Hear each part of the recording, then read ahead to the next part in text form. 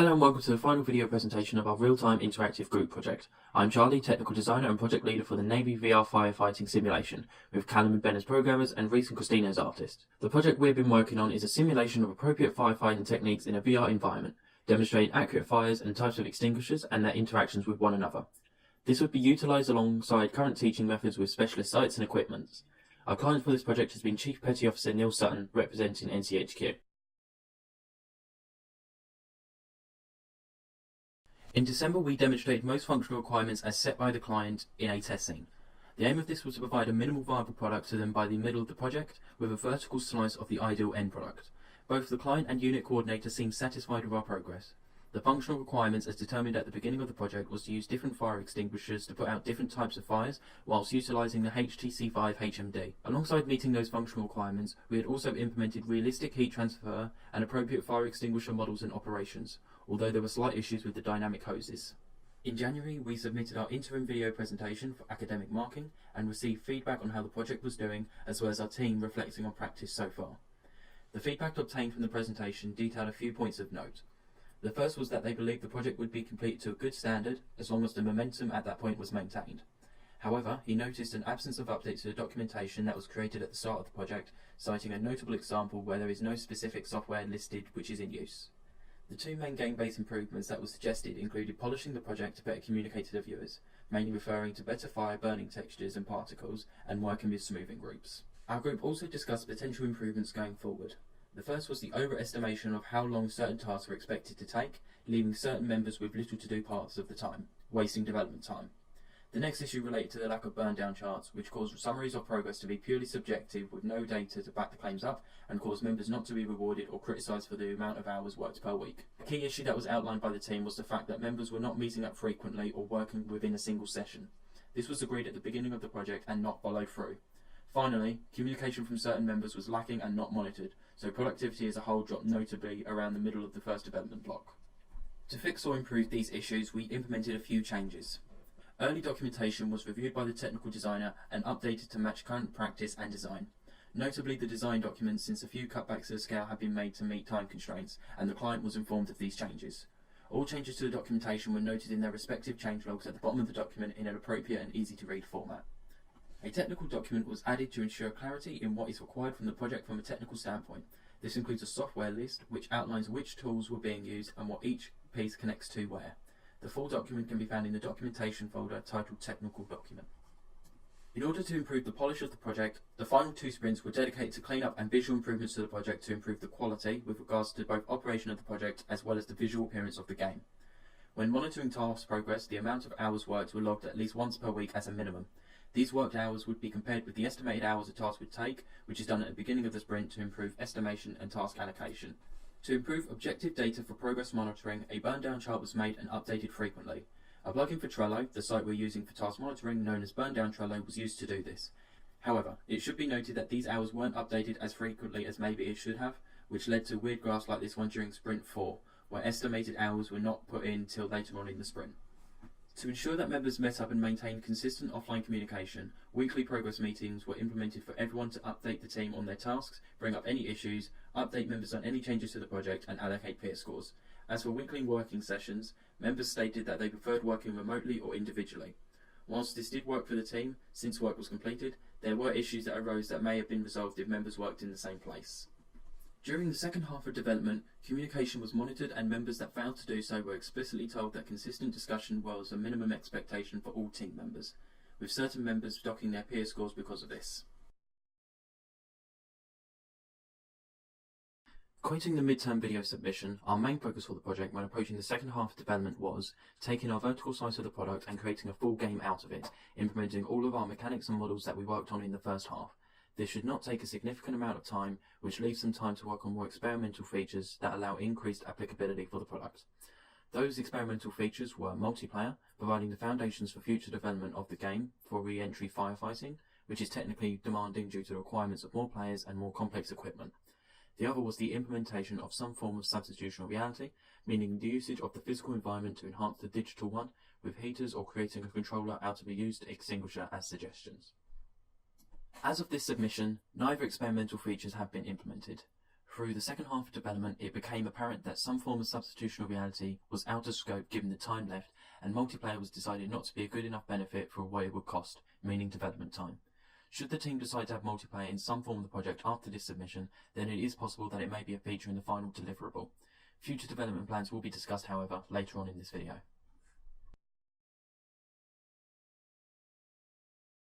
Here's the product as of this academic submission, which most likely will be almost identical in nature to the final deliverable, which will be discussed more nearer the end of the video. We are confident that the product meets the functional requirements as defined in the first video, as well as in the project requirements document.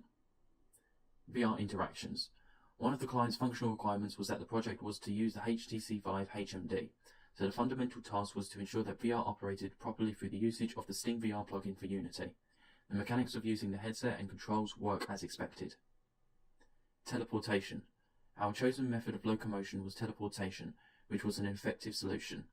Although it would have been more realistic to use alternative methods such as the use of controls or simulated motion through the use of specific gestures, it was decided that using teleportation minimized motion sickness and was technically simple to implement by using features from Steam VR. Action Tracker. In order to provide feedback on correct fire marshalling procedure in a non-intrusive and constructive manner, an action tracker was used. This would monitor whether individuals performed correctly throughout the simulation behind gameplay. This would be then fed back to them through a large billboard which describes whether the alarm was rung, if it was rung first, and if the correct extinguisher was used. The ability to provide feedback in the level select world rather than taking the player to a menu listing everything they did wrong allows a seamless flow play to the user, allowing them to try over and over to perfect a procedure over multiple levels. Fire alarm. Ringing the fire alarm is typically the first action personnel should take when encountering a fire. By implementing the push mechanic provided by Steam VR, the user sounds the alarm with a semi-realistic method which plays a 10-second audio clip provided by the client. This was fairly easy to implement since most aspects of the interaction were already provided by the plugin.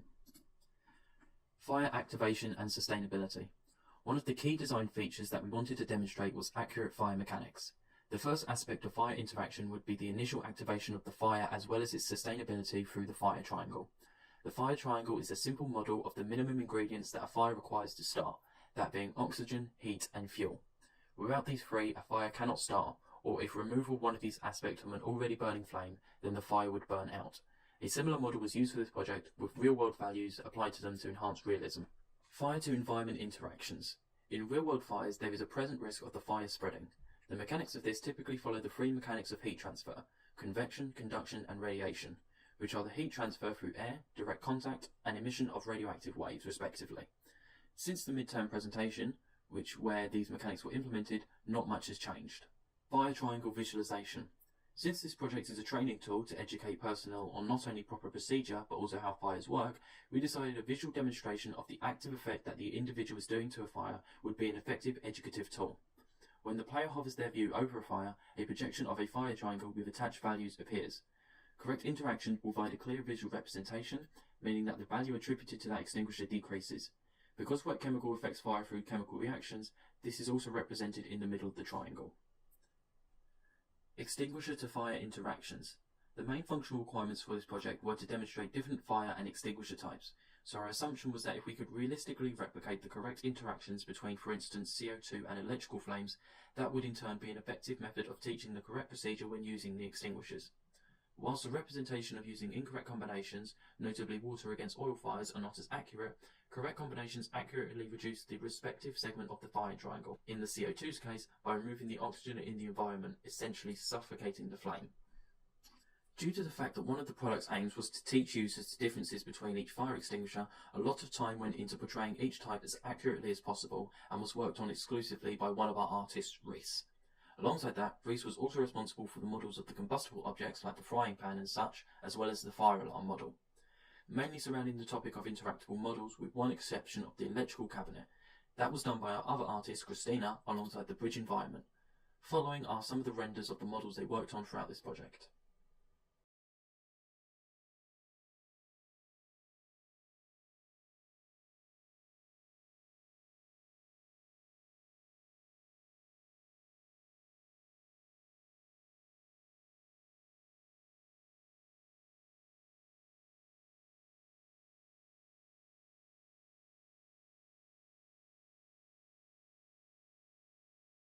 Before teaching Block 2, the team did not have an explicit production pipeline, and throughout the second half of development, one was created, but was more a representation of current procedure and not guidelines for how the team should be working. That being said, we believe that the pipeline that was conceived could be used by external parties to replicate our production processes. The product methodology as a whole was iterative based, which will be discussed later, but the core explains that the development was considered in cycles, where individual cycles followed a waterfall-like process. Because of this, the pipeline was broken into 3 different sections: pre-production, production, and post-production. Pre-production refers to any tasks that were to be done during the planning phase should we have followed this from the start. Production covers the majority of development, mainly comprising of how each discipline should approach making assets for the project, like models from artists and such. Finally, post-production covers any inter-sprint work such as assessment content or playtesting builds. A full production cycle does not need to be complete by the end of the sprint, but rather holds where it is for a future sprint. Cases like creating initial blockouts for all models could take an entire sprint, but is only step 2 in a production cycle. These would be considered when setting tasks or sprints. The pathways are fairly reminiscent of the processes detailed by Callum and Rees in Teaching Block 1, but are more solidified and professional representations of those processes. These have been altered somewhat to contain more detail on what each step involves, most notably in the art pathway, which contains more step-by-step instructions on how to perform certain actions that are required, as well as additional steps like rigging and using substance spectre. It is unfortunate that we did not use a pipeline for this project, since it did make monitoring progress of models and such more difficult than it needed to be. As stated earlier, however, this pipeline is a representation of how we worked, even if the document itself was not directly used. Throughout this project, we have been using Unity's own inbuilt version control system known as Unity Collaborate. Alternatives were discussed at the beginning of the project, however it made sense to use the engine's own version since we were using Unity for the project. One significant downside that we noticed was since there were only 4 members allowed within one team, our technical designer did not have direct access to the build. This wasn't a major issue since the vast majority of their work was on documentation and management. However, direct access to builds of the project for playtesting or just ensuring that all mechanics complemented and supported both the functional requirements and design documentation would have been ideal. To minimise this issue, videos and images were frequently uploaded to the Discord, which demonstrate progress or issues encountered. A good example of this was a series of videos from Callum when he was experimenting with the alternative joints for the dynamic hose. Alongside a quick explanation for what the issue was, it was clear to see work was being done even if the issue wasn't resolved. For work and assets that are not integral or do not directly contribute to the build of the game, the team uses a shared Google Drive folder. Whilst this did allow us to organise the work appropriately and allowed our client to look at how we've been working since they also have access, an issue that the group outlined was because there was a significant amount of documentation and work that had to be organised, it became difficult to locate certain pieces without using the search function or asking the technical designer. A good suggestion that was implemented near the end of the project was a to be sorted folder, which allowed any uploaded work to be filed by the technical designer to ensure documentation is in the correct place. Given the opportunity to redo this project from scratch or going forward with other projects, we may look at alternative version control systems. However, that being said, the key downside of using Unity Collaborate in this project, being the restrictive team sizes, could easily be resolved by investing some money for additional spaces, which may be a more feasible choice when considering future projects. Throughout the project, many issues were encountered by members which caused delays or additional hurdles. The first was the overhaul of the Steam VR input system, which meant that our programmers had to first familiarise themselves with a new input system that had little documentation or guides. This was addressed over the entire project as they began to learn how the system operated. Another issue was the need to go to the VR lab to test new builds or mechanics, which was solved by Callum having their own HTC Vive. This allowed the project to be rapidly and routinely tested, with videos of issues and such being communicated. Although this worked for us, lots of teams in a similar position would still encounter the same issue, so the best strategy would likely involve routine playtests, ideally on the same day as project review meetings, to allow the testing to be conducted quickly and efficiently with time to discuss and feedback. There were 2 issues surrounding the extinguisher that were problematic around the first video. The first was the snapped hand provided by Valve not working with the hoses, which was resolved by creating a specific script tailored to the models, which worked pretty well. The second was the issue of objects flying around after teleportation, which was solved by setting the object in hand, accounting for the difference after teleporting. However, there has been one issue that has been a consistent and complex problem, surrounding the flexible joints used by the extinguisher hoses. The joints that we had during the midterms were suitable, but not well polished or as visually appealing as we would have liked, so Callum looked into alternative joints which may be a better choice than what we currently had. One example that was mentioned in the video was the use of configurable joints, which did seem to work at first. However, when the hose was attached to the extinguisher, they became unreliable and had a tendency to break frequently when interacted with.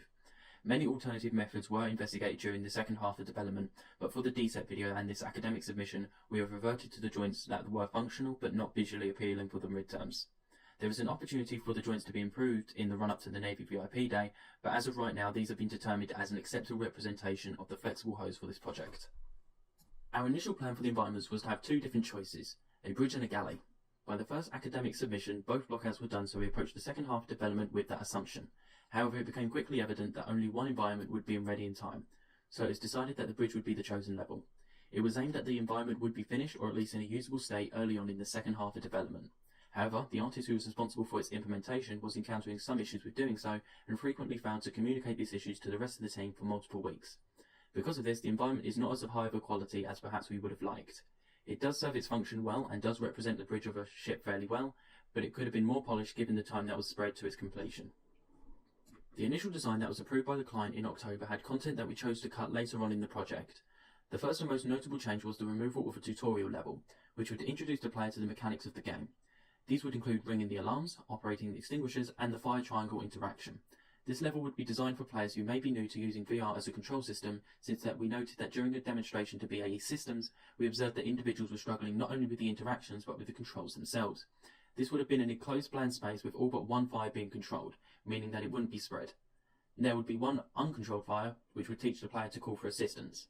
Next was the scaling back from 2 levels to 1, to ensure that at least one environment would be completed to a good standard. There would have been the bridge and galley environments, but now only the bridge would have been completed. Finally, the degree of complexity in the extinguisher operation has been reduced. Initially, users would have been able to slowly squeeze the VR controller to control the amount of discharge there was. These changes have not been implemented at this point in time because certain tasks took longer than expected, and because of this, these mechanics would have been implemented at a standard that we deem not good enough to be demonstrated to exterior parties like a DSET. Our scope at the beginning of the project may have been too broad and as a result had to be cut back afterwards. However, our decision to cut this content out was not made based on scope, but rather the fact the project would not have been completed in time otherwise. It should be noted that these features may be implemented after this video for the Navy VIP Day and Graduate Show, although this is not a certainty. These cutbacks have been communicated towards the client, which they have approved, and logs for these changes can be found in the documentation folder.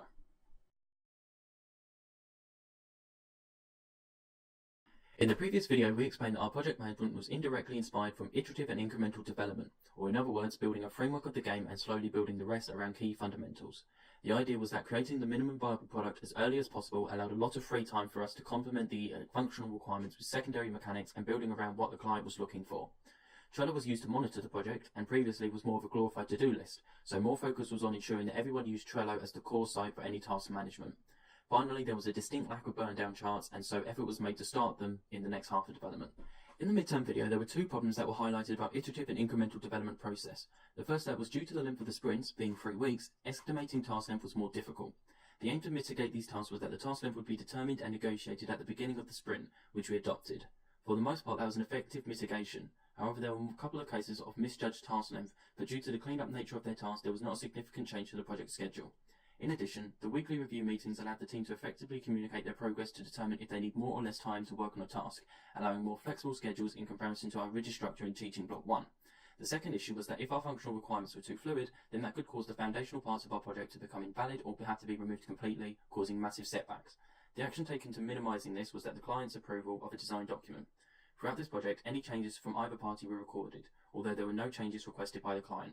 If, however, there was, then that could be arranged through official and explicit methods via our change request form. In order to more closely adopt the iterative and incremental development process, weekly progress meetings were scheduled. This allowed us to gain insight into people's progress and allowed members to allocate peer scores per week rather than per sprint. This incentivized people to do at least a minimum of around 8 hours of work on the project to ensure they would not be penalized. In doing so, more work was done by having more accountability and forcing members into a routine work cycle. Outside of these meetings, team members were told to log hours into Trello or the Burn Down for Trello plugin. Looking back, this was an oversight since this meant it was hard to track who had recorded onto the site and who had directly updated their hours onto the Burn Down chart. Given the opportunity to work on this project again or something similar in the future, only one of these methods would be the chosen process of hour logging, preferably directly into the Burn Down chart, since that would be done manually by members without having to rely on a project manager to update the chart once a week, which causes the chart to look more zigzag-like, which is similar to ours.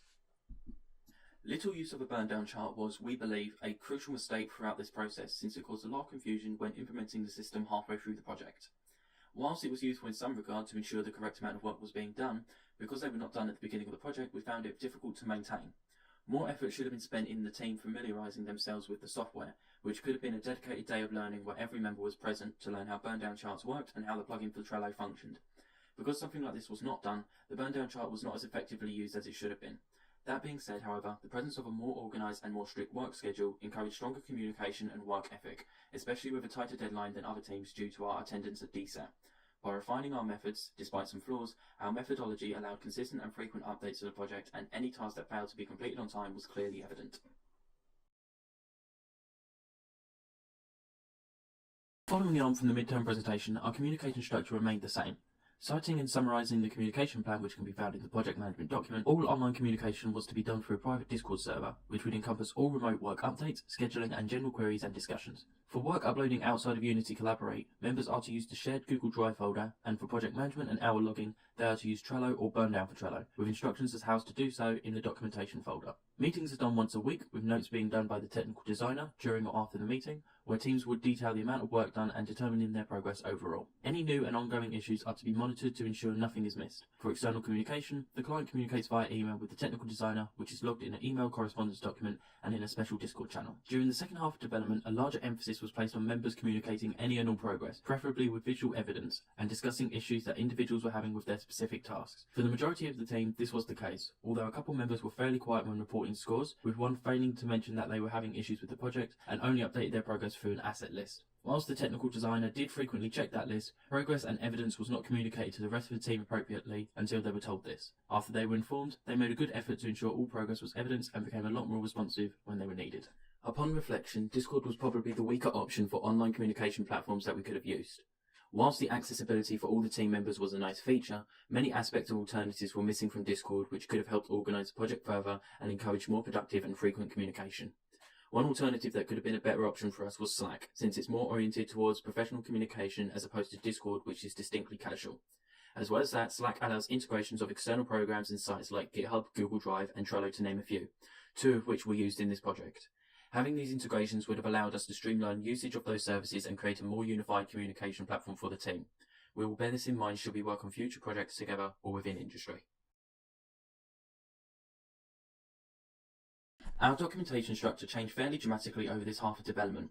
Whilst the project management design document, email correspondence and project requirements were sufficient for our team by the end of the first development half, there were lots of gaps that could cause issues as well as room for better management and development. At the beginning of the second development half, we outlined 4 main documents that should be implemented as soon as possible. That being production pipeline instructions, asset lists, sprint reviews, and sign-off sheets. Through the following sprints, more documentation was made to provide instructions for certain softwares and techniques, as well as managing sprints and recording meetings.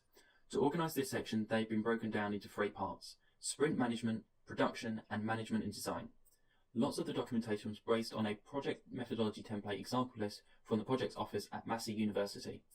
Not all documentation in the list was used, since they were either unnecessary for the project or were described elsewhere, but this list helped get a good understanding for what might be considered for the project. The sprint management folder is for organising all information relevant for managing sprints and contains any and all meeting notes. Internal project review. This document is a written review of the project as a whole, which outlines the objectives as defined by the client and whether they are met and how. It also allows each individual member to reflect on how the project went from their perspective, as well as providing feedback for each member which they could use for their own reflections. This document was done with every member in attendance, so the feedback listed and discussed between the team to talk about and reflect on. Project meeting notes. Meetings in the first development block had very little structure, so in order to address this issue, notes for each meeting were taken either during or afterwards. This document does not aim to be minutes of the project, but rather a summary of what was discussed. Any actions that have not been resolved from the week prior are listed as outstanding actions, and any new actions that are not discussed in the new section are listed as new actions. Any points of note that do not require actions are listed as general notes. There is a second section to the meetings document that encompasses any meetings that do not fall under the team's weekly project meetings. A good example of this would be meetings with the client or playtests. Sprint planning. When planning the sprint, tasks were listed how many hours they were expected to take. This document is written confirmation of these tasks, with the priority of those tasks defined and the expected labour for each member. Sprint review sign-off sheets. At the end of a sprint, each member would provide a quick review of how each task that was set during the planning section was completed, or reasoning as to why it wasn't completed on time. This would be placed in the sprint review document alongside the peer review scores for each week with the average and total as well. Finally, there is a section where each member can discuss their thoughts about how it went and a space to sign off the current sprint. These documents are the most frequently updated due to the fact that at least the meeting notes will be created once a week and the sprint planning and review sheets being filled in throughout a sprint. These should act as qualitative data which, in conjunction with quantitative data from burn-down charts, should give a good insight into how the project went. The production folder consists of any documentation related to production information and instructions. Asset list, a list of all assets within the game and any planned assets. The checklist format provides simple visualization of where each asset is within the art pipeline. Production pipeline. This document details the flow of how development for each of the 3 disciplines should follow. It features a flowchart which provides visual reference for each of the stages for each aspect of development. It also has written instructions for how to complete each stage, notably the art pathway has written name conventions and step-by-step instructions. Technical document. A more developer-oriented version of the design document outlining software used, how the game mechanics should work and hardware and software requirements. Alongside the design document, this should provide a good understanding as to what the final product should look and play like. Test table. A list of all mechanics that need to be tested, with an expected outcome described and an actual outcome from the test. Any changes that are made based on testing are also listed. Version control instructions. A shorthand description for how to use Unity Collaborate taken from Unity's own documentation. This is for quick reference only, and any queries members that have that are not covered in these instructions are encouraged to look at the sources which are listed. This folder mainly comprises of documents that cover all managerial aspects of development as well as the design for the game as well. Change request form. For any and all changes that are implemented within the game after the design document was approved, this form would be used, listing who made the request, when it was made, and what the change is. Potential impacts are discussed as well as any alternatives that may be another solution to said change. All members and the client are to approve the request and the change is tracked to ensure that all relevant documentation is updated. Coins. This spreadsheet lists all peer scores using the coin system, tracking overall scores per sprint as well as current weeks to calculate an average. The final score would encompass both halves of development, which should provide a decent understanding of members' performance throughout the project. Deliverable release acceptance form. Once the team completes this project, this document may be used as written confirmation of both parties being satisfied with the handover. It indicates the project's requirements and provides spaces for both parties to sign it off. Design document. As stated previously in the midterm presentation, the design document provides the outline for what the product will be like when completed, describing an outline for what the game will be like to play and how the flow works. Since the midterms, a few tweaks have been made to ensure that the document reflects the current project. All changes listed are noted depending on whether the changes have been approved by the client through the proper proceedings, meaning the utilization of the change request form. Email correspondence. A formal transcription of all the communication between the interior and exterior parties. This is not used frequently due to a more accessible version on the Discord channel. Methodology instructions. This outlines how the project is being approached through a management lens. It provides a simple description as to how the iterative and incremental development methodology works, how the team aims to adopt the methodology, and a rough time for what should be expected by the end of each sprint. Postgraduate commercialization research document. Whilst not explicitly related to this project, this describes plans for how the project may be developed past the final submission and avenues for commercialization of the product or topics for further research, mainly relating to substitutional reality. Project management document. Similar to the design document, the main structure of this document has not changed, outlining how the team is currently managed, listing accountabilities, timelines, risk assessment, governance, communication, and termination contingencies. This document has been updated to reflect current practice and deadlines. The too long didn't read version of this paper has also been updated for quick referencing. Project requirements document. This document describes the functional requirements defined by the client at the beginning of the project and has not been altered. An additional section, operational risk, has been added to detail all the risks when using the HTC Vive. Time management instructions. One of the issues that the team outlined during the midterm presentation was the lack of time recorded, leading to subjective project estimations. This document provides concise instructions for 2 methods of recording time, either into the Trello for the project manager to update or directly into the burn-down chart. When approaching documentation, we worked under the belief of covering all of our bases, even if the documents were not frequently used. A few pieces were not used a lot or were extremely specific, like the deliverable release acceptance form. In theory, a confirmation email in the email correspondence document would be sufficient replacement for this document. However, by covering most of the aspects of project management and design through documentation, it means any arising issues or problems would have a solution or guidance as to proper procedure. For example, our team were competent enough to understand how to use Trello and the burn-down charts plugin, but having written instructions allowed those who may be more unfamiliar with the software to be able to safely input data.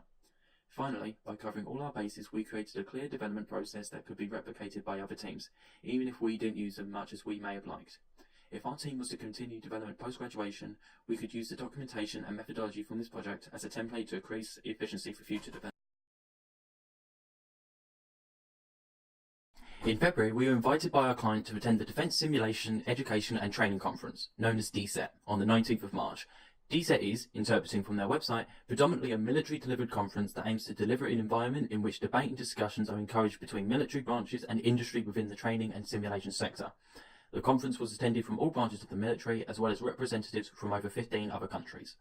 Our attendance was due to the fact that our client was a panelist at the event discussing military and academic experimentation programs.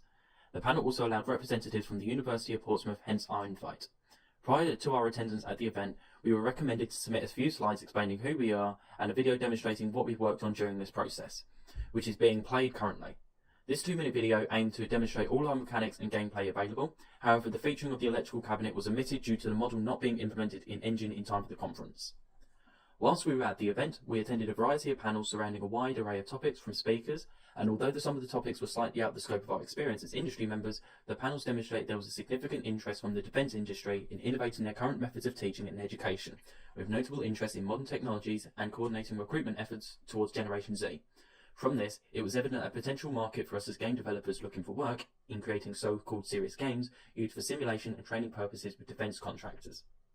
Outside of these panels, we had the opportunity to network with both military and industry personnel. From these opportunities, we established connections with people that could be clients or even technology that may be interesting to use for projects in the future. For individuals within the team, notably our programmers, several companies have been in contact either at the event or afterwards about potential jobs. As a team, however, there is an avenue with one person involved in simulation who is interested in working with us for a project, although details are yet to be solidified as of this script, although an email has been sent. We did intend to hand out executables of the project at the event for individuals that may be interested, but that was not done due to an oversight by the designer. This didn't seem to be a major issue, although that could have been a better demonstration of our abilities than the 2-minute video. That being said, each member did have their own business cards and handed them to any individual we talked to that may be interested in contacting or vice versa. Because of our need to demonstrate the best possible project at DSET, our project schedule had to be changed. To maximise productivity, we broke our final sprint into 2, both 2 weeks in comparison to 3, which was our standard sprint length. This allowed a week extra for commit development and also allowed quicker feedback on work done during those 2 sprints, which mainly revolved around polish and clean up of any bugs that were present. As previously mentioned, however, the majority of bugs encountered involved the hose joints, so completely fixing them was not particularly possible with the time we had left. This did mean that this video's production time was shortened, but since all documentation was complete by then, our designer could fully commit to the video while the rest of the team worked on the project as usual. At the event, the project seemed well received from who we discussed it with, most notably with the individual who may be a potential future client. From our standpoint, we are satisfied with how the event went because of potential job opportunities, as well as improving our professional etiquette at future events such as the Navy VIP Day. On the 14th of May, the Navy are hosting a VIP day at the university, where industry and military personnel are invited to attend presentations of any military-based projects, such as ours, as well as trying it out for themselves. This is a great opportunity for the team to demonstrate our work and find future employment. As well as that, in June the university has its graduate show, which again is another opportunity to show our work, this time to more creative-oriented industry members. Since both of these events are after the academic submission, that gives the team a chance to implement any new changes prior to the final deliverable date to the client the day prior to the VIP day. At this point in time, however, the only changes we would make would be bug fixes, cleanup, and perhaps improvements to certain models and environments. This has been explained to the client, and whilst their final review of this project will be when the deliverable is officially signed over, they appear to be satisfied with the project as is. There is an opportunity for the team to implement some of the stretch goals as mentioned earlier, notably multiplayer. This was not done prior to the submission because although it would provide a good foundation for future development, it became apparent over the development cycle that cutbacks were going to need to be made, and non-essential features such as multiplayer were cut out early on as those had not been agreed by the client nor written into documentation due to their conceptual-like nature. If the team agrees to spend time past this academic submission to implement a feature such as multiplayer, proper change request procedure will be followed and as such the client will be informed of these proposals. For short-term plans relating to this project directly, we'll be further polishing the project to ensure the team would be satisfied with signing off to the client with no further changes. Further implementation of features such as multiplayer, as previously mentioned, may be considered, but it is doubtful that they will actually be developed for the time remaining, as well as commitments outside of this academic unit or project. Some examples of polishing include, but aren't limited to, fixing programming bugs relating to fire mechanics and dynamic hoses, texture improvements or additional small models, optimization, or small game mechanics, for example, contacting additional support, opening closing doors, etc. As for development plans after project submission outside of individual job seeking, we generally have 3 options. The first would be further development of this project per the request of the client, which may include adding further mechanics to facilitate training of fire re-entry or adding in some form of substitutional reality, which was discussed in the first video. The second would be commercialization of the project independent of the client due to the wide applicability of the project, providing that development of the project does not break any NDA agreements made with the client. More than likely, a license would be provided to the Navy to validate the product for other customers. Finally, there is an option of future client projects or research based on knowledge through the development of this game, with a good example being the individual from DSAT. Details of the first 2 options can be found in the postgraduate commercialization and research document.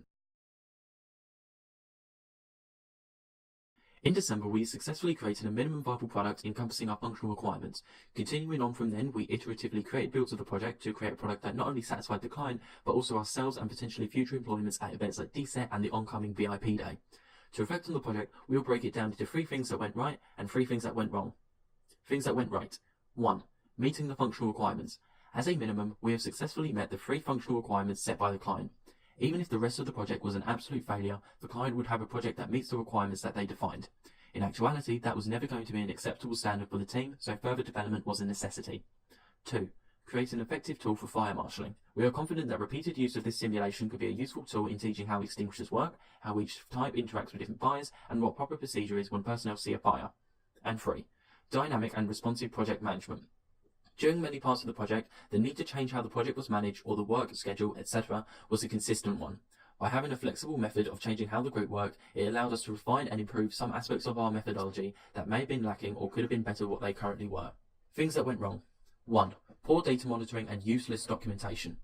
Due to our team being unfamiliar with project management techniques, there was a lot of documentation and management practices that weren't implemented until late in the project. Because of this, certain pieces of documentation like the production pipeline were barely used as much as they would have if they were foundational and completed at the beginning of the project. That being said, by the end of the project, the team worked as a cohesive unit and documentation was up to a point where if the group decides to work again on a future project, the documentation and management could be used as a template to establish a stronger and more efficient group. 2. Insufficient communication platform. Discord was not an ideal method to communicate and update the project in a professional manner. Alternatives like Slack would have been more appropriate due to the wide array of integrations of sites like Trello and Google Drive, both of which we used at some point. Discord was designed to be more casual orientated, however, individuals' familiarity with the software allowed quick establishment of the server and such. And 3. Lack of direct project monitoring. Our technical designer did not have direct access to the Unity project, meaning that any visual progress had to be uploaded to a video on Discord or screenshotted for his benefit. Because of this, there was an ever-present risk of individuals not doing sufficient amounts of work since the designer could not check for himself that it was being done, having to rely on others to check on his behalf. One emergent upside of this was that it was benefit to us was that it forced teammates to directly communicate, since that was the only way that the designer would know that individuals were pulling their weight. As previously stated, the client offers us the opportunity to show the project, or at least a video of it, at the DSET conference. This as a minimum demonstrates that he was confident enough with our project to show it to attendees, and although we don't have any written confirmation of his satisfaction, we are fairly confident that our final deliverable will be up to their standard as a minimum. As for the team, we are satisfied that the project went well and most tasks were successfully completed, resulting in a project that is not only meeting the requirements, but is also a clear demonstration of our abilities as individuals. This project sounded fairly simple at first, but further investigation on the potential complexities that we could try provided a significant enough of a challenge to stretch us not only as a team, but also improve our own qualities ready for industry. We are looking forward to any opportunities available to us as a result of this for future projects or to establish the base of our careers post-graduation.